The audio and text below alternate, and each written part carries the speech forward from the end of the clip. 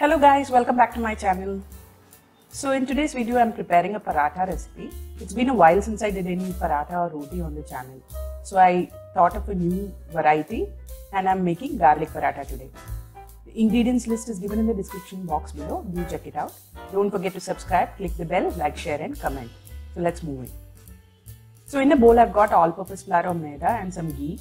I'm going to add some sugar and salt to this.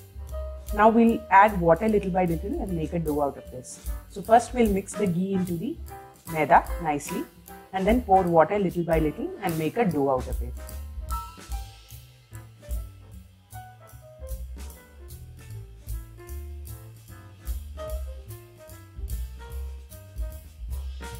Once the dough is ready, we'll keep it aside for 10 minutes.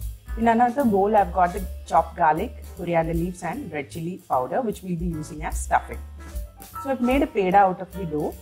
I've dipped it in some maida again and I'm going to roll it into a small disc like this. Now I've mixed all the stuffing ingredients and I'll just put 1 teaspoon of the stuffing in the middle of the dough. Then bring all the ends together so that it covers it completely. I'm going to just shape it nicely.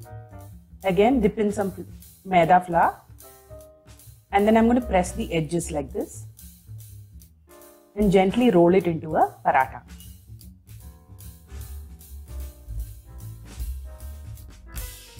So my paratha is ready. I've heated a tawa on medium flame and I am placing the paratha on the tawa.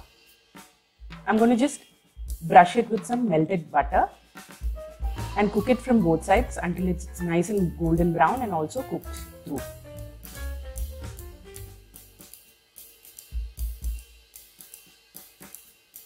So I'm going to flip it over and make sure both sides are cooked nicely.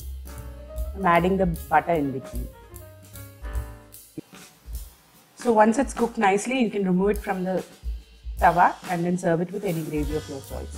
So do try this recipe at home and let me know in the comment section. I'll see you next time with a new video. Until then, bye-bye.